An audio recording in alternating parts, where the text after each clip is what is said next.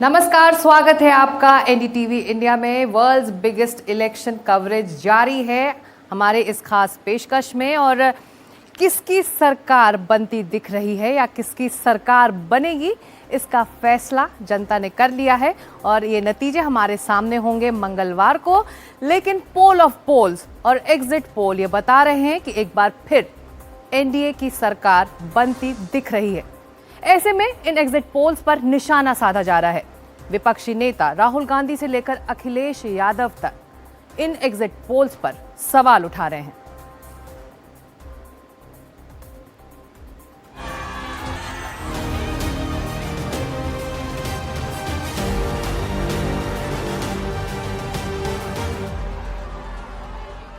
News 24 today's Chanakya के मुताबिक NDA को 400 सीटें मिल सकती हैं। शनिवार की शाम लोकसभा चुनाव के 7वें और अंतिम चरण की वोटिंग खत्म होने के बाद सामने आए एग्जिट पोल्स के नतीजे। लेकिन जब से ये नतीजे सामने आए हैं, विपक्षी दलों ने इन पर सवाल उठाने शुरू कर दिए हैं। अलग अलग एजेंसियों के एग्जिट पोल्स में नतीजे थोड़े बहुत अलग अलग हैं, लेकिन एक बात सब में एक जैसी है कि सारे पोल्स के नतीजों में बीजेपी और एनडीए को प्रचंड बहुमत मिलता दिखाई दे रहा है, जबकि इंडिया गठबंधन को उम्मीद से काफी कम सीटें मिलने का अनुमान है। कांग्रेस नेता राहुल गांधी ने एग्जिट पोल पर सवाल उठाए, पंजाबी सिंगर सिद्धू मूसेवाला के गाने का जिक्र किया और दावा किया कि इंडिया गठबंधन 295 सीटें जीतने जा रहा है। सिद्धू मूसेवाला का सॉन्ग सुना आपने? 295 विपक्षी गठबंधन ने इसे पूरी तरह फर्जी करार दिया है। आरोप लगाया जा रहा है कि ये मनोवैज्ञानिक दबाव बनाने के लिए किया जा रहा है और जब नतीजे आएंगे तो सब साफ हो जाएगा। उन्होंने ये सरकारी एग्जिट पोल करवाए हैं, ये बिल्कुल जाली हैं, बिल्कुल नकली हैं, बिल्कुल झूठे हैं। ये सब मनोवैज्ञानिक खेल खेल रहे हैं, दबाव डाल रहे हैं सभी विपक्ष की पार्टियों के ऊपर।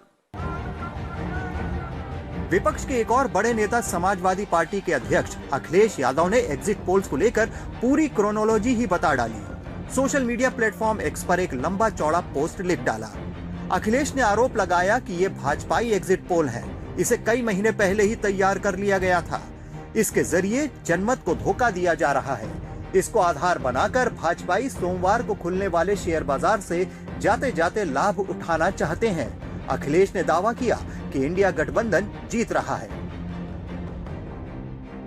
इंडिया गठबंधन के नेताओं की शनिवार शाम को कांग्रेस अध्यक्ष मल्लिकार्जुन खड़गे के घर पर एक बड़ी बैठक हुई थी। 23 पार्टियों के नेता शामिल हुए। करीब 2.5 घंटे से ज्यादा ये बैठक चली, जिसके बाद खड़गे समेत दूसरे नेताओं ने दावा किया कि इंडिया गठबंधन की 295 या उससे ज्यादा सीटें आएंगी। इंडिया गठबंधन कम से कम 295 सीटें प्लस 295 से ज्यादा आएंगे, कम तो नहीं आएंगे। ये हमने आकलन किया। 295 प्लस हम लोगों का आएगा और इंडिया जीत रहा है, देश की जनता जीत रही है। 295 प्रधानमंत्री का चेहरा कौन रहने वाला है, ये तो बाद में हम लोग तय करेंगे। इंडिया गठबंधन की एक और सदस्य है आम आदमी पार्टी। पार्टी के संयोजक अरविंद केजरीवाल ने जेल जाने से पहले एक प्रेस कॉन्फ्रेंस की और कहा कि ये सारे एग्जिट पोल्स फर्जी हैं। तो वहीं बीजेपी नेता रविशंकर प्रसाद ने दावा किया है कि इस बार 400 पार होकर रहेगा। अभी कल एग्जिट पोल आए हैं, मेरे से लिखवा लो, सारे एग्जिट पोल फर्जी हैं, बिल्कुल फर्जी हैं। सामान्यतः एग्जिट पोल में डिफरेंसेस होते हैं। ये शायद पहली बार है कि सारे एग्जिट पोल एक ही अंक के आसपास चले आ रहे हैं, जो घुमा के 400 के पार हो रहा है या उसके करीब रह रहा है। विपक्ष के दावे हैं कि उनका गठबंधन 295 या उससे ज्यादा सीटें जीत रहा है। उसका कहना है कि सारे एग्जिट पोल्स धरे के धरे रह जाएंगे। विपक्ष के वार पर बीजेपी और एनडीए के नेताओं ने पलटवार किया है। कांग्रेस नेता राहुल गांधी ने 295 सीटों की बात की तो बीजेपी सांसद निशिकांत दुबे ने दावा कर दिया कि कांग्रेस की 50 सीटें भी नहीं आने वाली। सिद्धू मूसेवाला का सॉन्ग सुना आपने? 295 पिछले 2 बार से 2014 और 19 में लीडर ऑफ द अपोजिशन भी कांग्रेस का नहीं बन पाया है। इस बार 50 से भी कम सीट आएगी। एग्जिट का मतलब होता है बाहर निकलना। जब मतदाता चुनाव में वोट देकर बूथ से बाहर निकलता है तो उससे पूछा जाता है कि क्या आप बताना चाहेंगे कि आपने किस पार्टी या किस उम्मीदवार को वोट दिया। एग्जिट पोल्स कराने वाली एजेंसियां अपने लोगों को पोलिंग बूथ के बाहर खड़ा कर देती हैं। वो कुछ मतदाताओं से कई तरह के सवाल करते हैं। उन्हीं के अनुसार एग्जिट पोल्स के आंकड़े तैयार होते हैं। हालांकि इन्हें तैयार करने के लिए कई नियम कानून भी हैं जिनसे मतदान किसी तरह प्रभावित नहीं हो। ऐसा भी नहीं है कि ये हर बार सही साबित हो और ऐसा भी नहीं कि ये बिल्कुल ही गलत साबित हो जाते हैं। लेकिन असली नतीजे तो मतगणना के बाद ही आते हैं। 4 जून को मतगणना है। उस दिन सामने आ जाएगा कि किसके दावों की एंट्री जीत में होती है और किसके दावे हार के दरवाजे से एग्जिट कर जाते हैं। Bureau report, NDTV India. तो 4 जून को लोकसभा चुनावों के नतीजे सामने होंगे, लेकिन उससे पहले हुए एग्जिट पोल और हमारे पोल ऑफ पोल्स भी इशारा कर रहे हैं कि एक बार फिर मोदी सरकार बन रही है।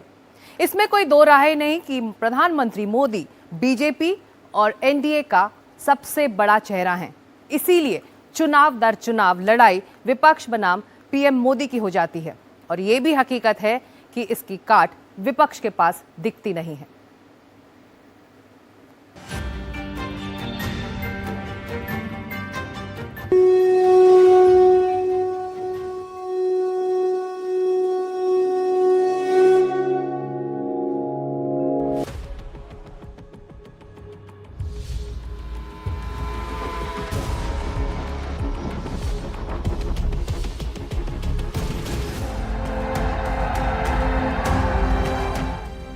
2014 में पहली बार ली शपथ। मैं नरेंद्र दामोदर दास मोदी 2019 में दूसरी बार पहुंचे कर्तव्य पथ।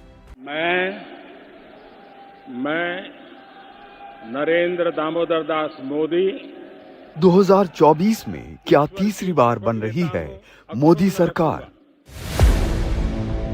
चुनावी भागदौड़ से मुक्त होकर जब पीएम नरेंद्र मोदी कन्याकुमारी के विवेकानंद रॉक मेमोरियल में ध्यान लगा रहे थे, तब देश में आखिरी चरण का मतदान हो रहा था।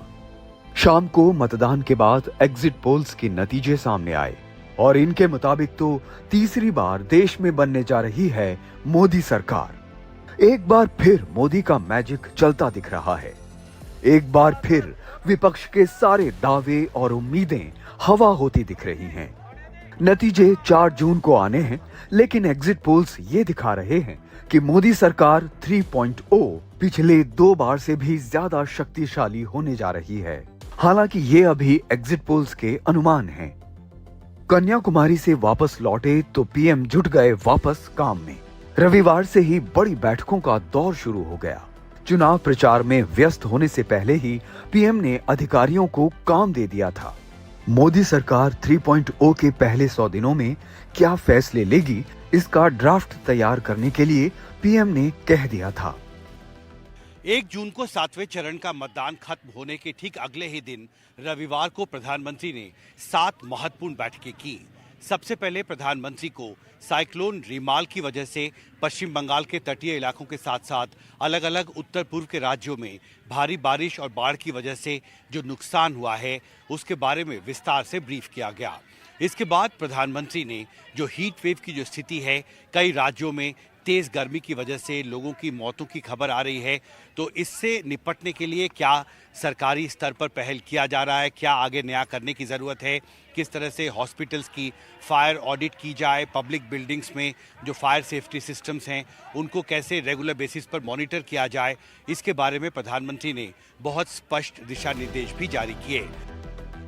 माना जा रहा है कि अगर सरकार बनती है तो अगस्त तक ही कई बड़े फैसले ले लिए जाएंगे। इसके लिए इंतजार नहीं किया जाएगा। सरकार बनने के बाद ही जुलाई में यूनियन बजट पेश किया जाएगा।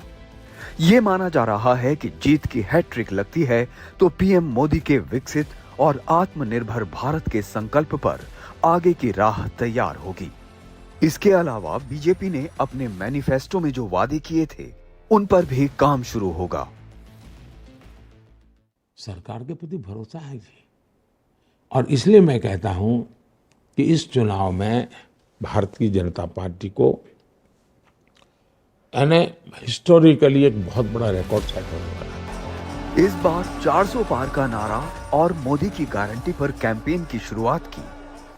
विपक्ष दावे करता रहा कि ऐसा कुछ नहीं होने जा रहा, लेकिन एग्जिट पोल्स में विपक्ष के दावे हवा में उड़ते दिखाई दे रहे हैं। बीजेपी और एनडीए नई ऊंचाइयों की ओर बढ़ती दिख रही है। एग्जिट पोल्स से तो यही संदेश मिल रहा है कि देश की जनता का भरोसा मोदी सरकार पर कायम है, लेकिन असली तस्वीर तो 4 जून को ही सामने आएगी। दिल्ली में हिमांशु शेखर मिश्रा के साथ bureau report, NDTV India.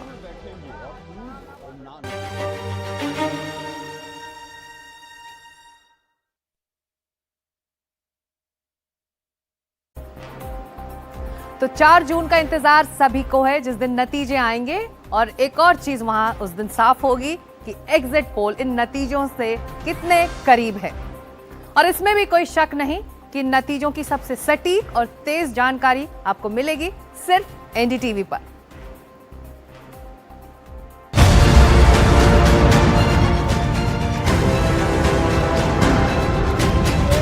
BJP और एनडीए लगाएंगे जीत की हैट्रिक,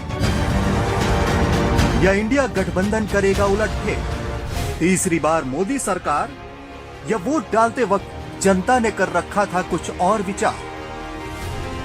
4 जून को पूरी तस्वीर साफ हो जाएगी। मंगलवार के दिन किसका मंगल होगा ये पता चल जाएगा। एग्जिट पोल्स ने जो आंकड़े दिए वो कितने सटीक थे ये भी सामने आ जाएगा। WBE यानी वर्ल्ड बिगेस्ट इलेक्शन, अब इंतजार है इसके नतीजों का। जब जब चुनाव होते हैं तो हर दर्शक की निगाह एनडीटीवी पर ही होती है, क्योंकि चुनाव का मतलब ही है एनडीटीवी। सबसे तेज और सबसे सही नतीजे कहां दिखेंगे ये जानने के लिए किसी पोल की जरूरत नहीं। ग्राउंड रिपोर्ट्स हो या मतगणना की पल पल की जानकारी, सुबह से सिर्फ एनडीटीवी पर। तो चुनावी दंगल में किसने किसको चित किया, किसने लगाया आखिरी वक्त पर सबसे तगड़ा दांव? वर्ल्ड्स बिगेस्ट इलेक्शन की सबसे बड़ी कवरेज, क्योंकि चुनाव मतलब एनडीटीवी इंडिया।